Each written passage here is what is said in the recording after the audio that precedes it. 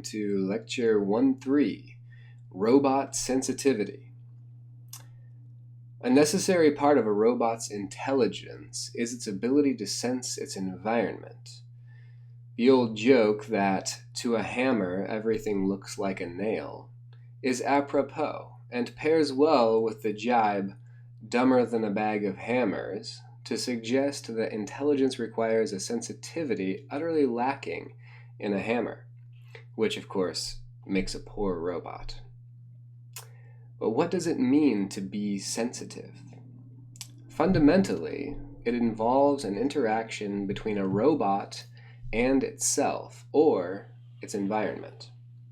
This interaction is called measurement, which is another fascinating field of study. This is not the place to delve into the theory of measurement, but I do highly recommend doing so at some point. It will certainly deepen your understanding of robotics.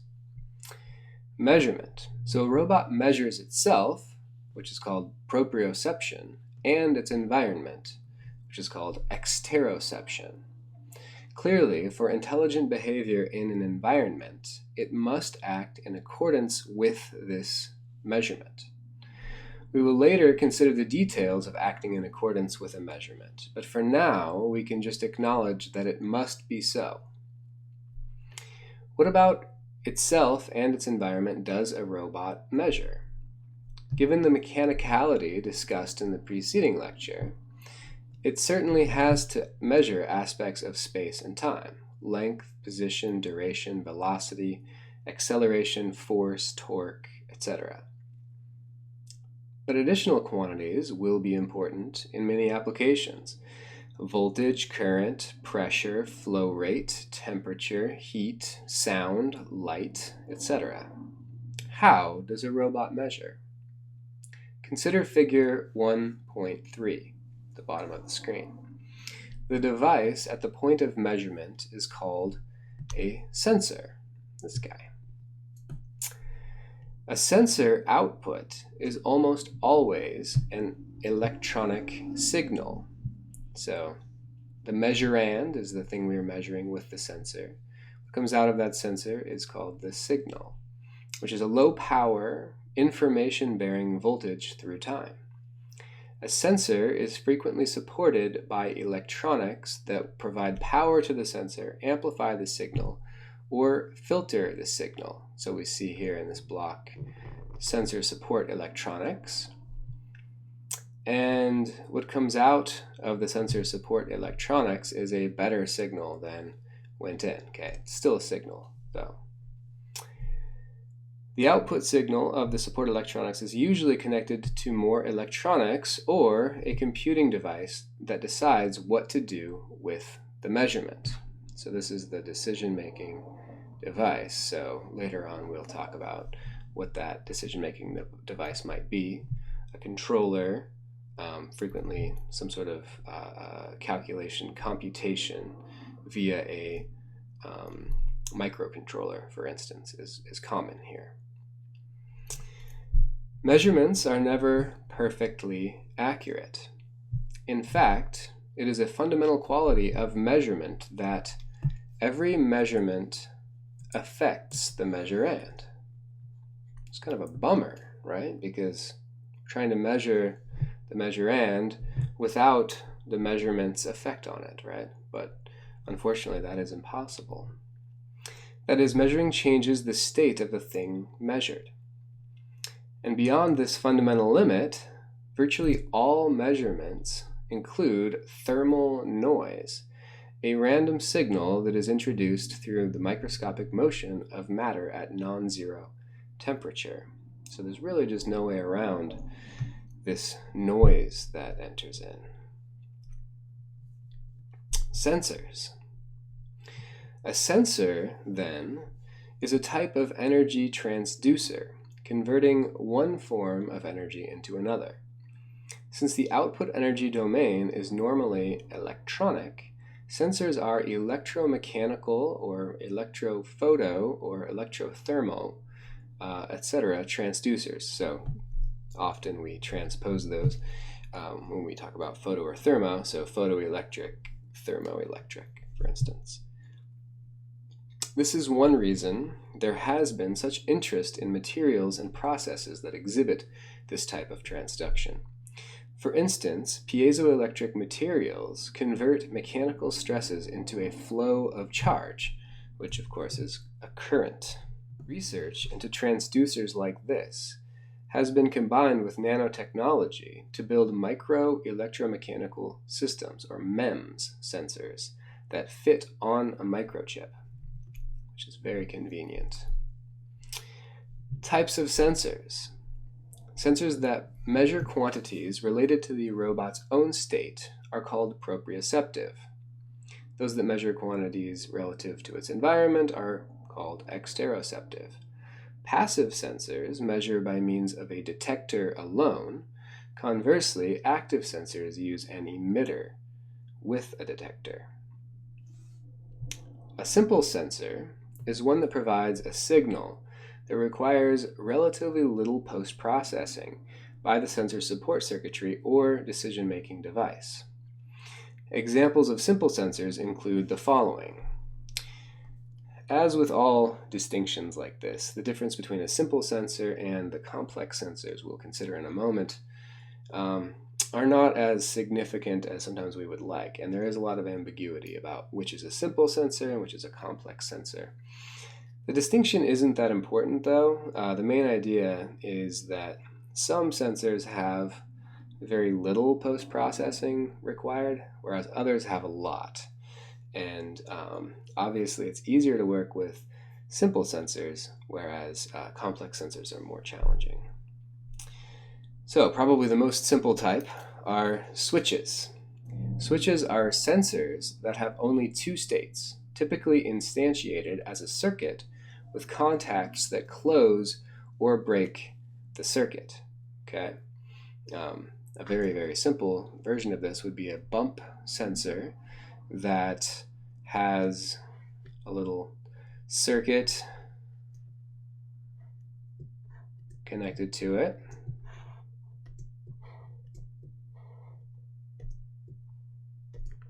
And it has a little push button that it maybe protrudes off the robot, the front of the robot. And when it bumps into something, this button gets displaced downward. So we see this type of action. And it closes the circuit when the force that it encounters pushes the button in, which usually has some sort of a spring loading to it.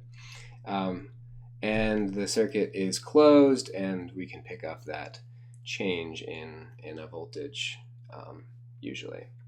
So that would be a simple switch as a sensor. Pressure or force sensors are touch sensors that are sensitive to pressure on or force through the sensor by piezoelectric transduction or resistance-based strain gauge. So these allow us to detect levels of force, whereas a switch is either pressed or not. A pressure or force sensor would tell us how much force or how much pressure we're experiencing with that contact. Photocells are electronically resistive sensors, the resistance of which varies with light exposure. These are typically slow, so these are not usually our ideal, but they can be useful in certain cases for very cheap applications where the amount of light is not that important, but the fact that there is more or less of it might be relevant to us. Polarizing filters polarize light such that the light not parallel to the polarizing plane is filtered. Hopefully you've had a chance to put on some polarized sunglasses and you can get a sense of the polarization of light. Reflective optosensors are sensors that detect light from an emitter, usually an LED, that is collected by a photodiode or phototransistor. These are much faster detectors than photocells. There are two types. Reflectance sensors require the light to reflect off an object and return to the detector, and break beam sensors have their emitter and detector pointed at one another such that an object may interfere with the beam. Okay, so the idea here is you have a source or an emitter, maybe an LED, putting off light, and we have a detector over here. Maybe I'll just make it like this. A detector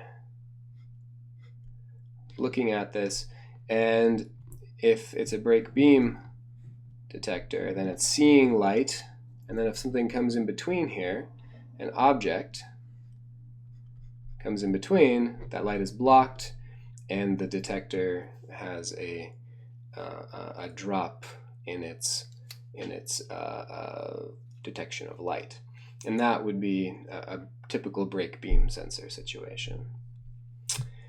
Shaft encoders are used to measure the angular position of a shaft. These are typically optical and quadrature encoders that also indicate the direction of rotation. Basically, an emitter bounces two lasers off a spinning wheel with stripes offset 90 degrees from each other. And it can detect the direction by comparing the two signals, the 90-degree out-of-phase signals. So quadrature encoding is a really cool topic. I encourage you to look a little bit deeper into that. It's very useful. Potentiometers are also called POTS for potentiometers, but abbreviated, and rheostats. They're variable resistors. They often have a knob on them, the angular positions of which correspond to varying electronic resistance. So you can detect the angle of rotation based on the resistance. Of course, not for a continuously spinning rotation. You'd want an encoder for that. Potentiometers can really only go some distance one direction and some angular distance the other direction. All right, so time for an example. A human body's sensors. Thinking about the human body as a very advanced robot can help us better design robots. Identify which of the above types of sensors one could say by analogy a human typically has. So, we've reviewed several different types of sensors above, but one type was proprioceptive, where we are measuring aspects of the robot. So a robot measuring its own body, if you will, is like the human ability to sense its own body, the state of its own body. So I am able to detect different aspects about my body, like position, orientation, temperature. I don't know why I would, but I would potentially be able to measure the taste or even the smell of my own body. And we're using the usual things here. Vision, which we actually use very, very extensively. It helps us figure out what our orientation is, what our position is. If you've ever tried to wander through a room in the dark, you know how much we use vision. We also, of course, use our ability to hear. So that's another sort of type of sensing that we do. We also use our, of course, sense of smell. Probably not our sense of taste that much in robot-y type things, but maybe we'll get there one day. And touch, of course, is very important for doing things that a robot might be interested to do. So those are just a few aspects of proprioception. Like in a dark room, knowing exactly where my hand is challenging to do, or with my eyes closed, it can be challenging. So, of course, we also have exteroception.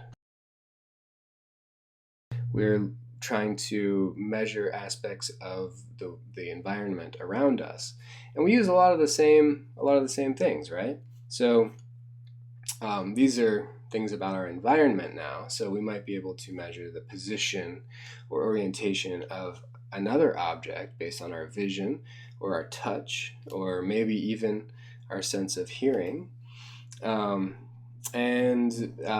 We can, of course, taste and smell aspects of our environment as well. So there are lots of ways that we can sense our environment. We also are, of course, using, as part of proprioception and exteroception, touch, pressure, heat or temperature,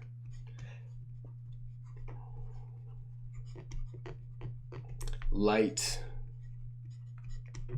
etc.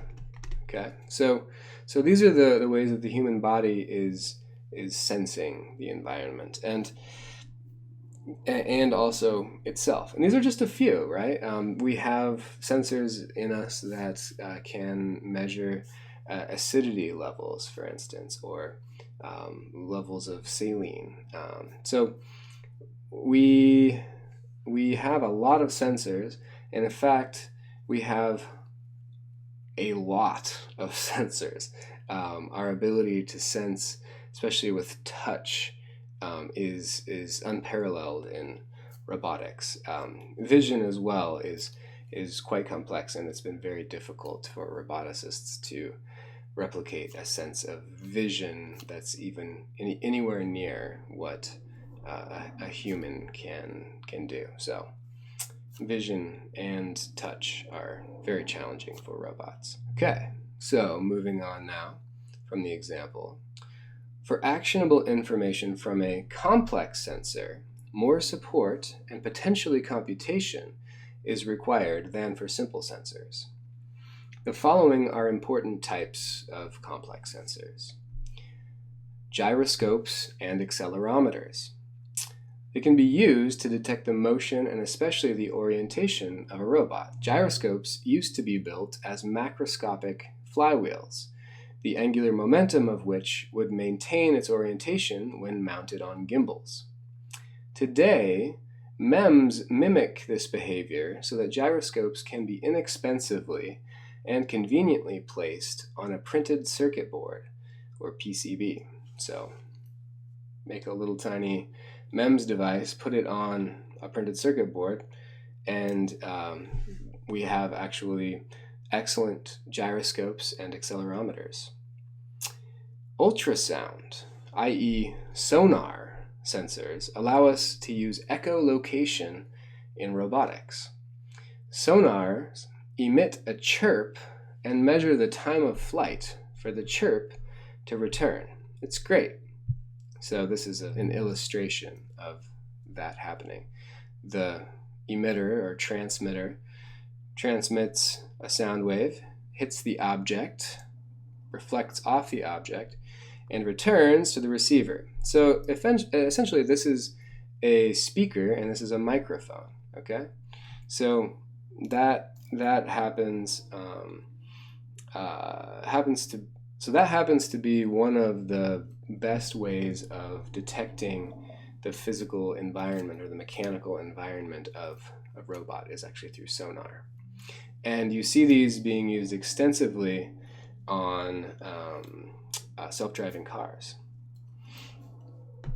Specular reflection is a reflection from the surface of an object being detected by sonar. So the object surface actually comes into play here.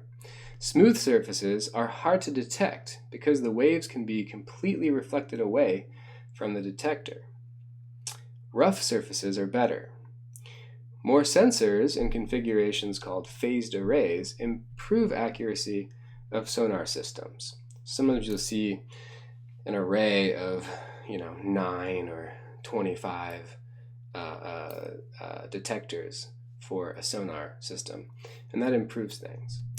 Lasers emit coherent beams of light, some visible, others not. Laser sensors can use the same time of flight principles as sonar to measure distance, but must use phase shift information for short distances because light's pretty fast, as we know.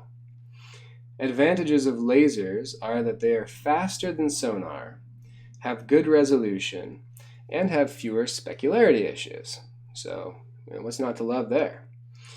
Disadvantages include that they are more expensive than sonar, much more, bulky, and provide limited information because, of course, it's just a small beam. So a tiny dot of distance information comes back. Instead of in sonar, you get more of a surface response. Cameras. We're at vision now, right? Cameras capture an image of a scene. Processing these images is a huge challenge, and of course we use machine learning, artificial intelligence to do that. It's one of the main problems that artificial intelligence has worked on over the years and been actually pretty good at, even though it's a very challenging problem, it turns out. Edge detection processing attempts to find the edges in an image. Segmentation is the process of organizing an image into sections that correspond to an object in the image. Model-based vision uses stored models to compare with features in images. So you might have an environment in which there's something that's shaped like that, and if you have that preloaded into your vision system, it'll be easier for the vision system to discern that object in images. Stereo vision gives two views of one scene, adding depth and three-dimensionality to images. We all know that if we use only one eye to view something, it's hard to tell how far away it is or how large the object is. So we use stereo vision, and vision systems can as well. Finally, sensor fusion. Sensor fusion is the process of combining information from several sensors. An example of sensor fusion is the fusion of gyroscopic and accelerometer data to yield an accurate estimation of the orientation of an object. Gyroscopes can be used to measure the three-axis angular velocity of an object very quickly because of a very fast response. But in order to determine the angular position, the angular velocity must be integrated. Unfortunately, this is plagued by an accumulation of error through time. So we could be a little off to start, a little bit more off as we continue, and if there's a bias to the error, then we will typically lose accuracy rather quickly. However, the angular position can be measured quite accurately from a three-axis accelerometer by tracking the gravitational acceleration direction. The drawback is the accelerometer is slower to respond. In short, for this application, gyroscopes are fast but lose accuracy over time, and accelerometers are slow but accurate. Enter sensor fusion. A quick response and accurate estimation of the angular orientation can be found by techniques such as the venerable Kalman filtering, which is a pretty advanced topic, and if you study control theory later on and you get into optimal control, you will also learn about Kalman filtering, where we can come up with a best or optimal estimate of the state of the robot based on the sensor data that we have available to us. It sort of fuses the multiple streams of sensor data into one view of what's really going on out there. So that is robot sensitivity, little introduction to sensing and robotics. and I'll see you next time. Bye-bye.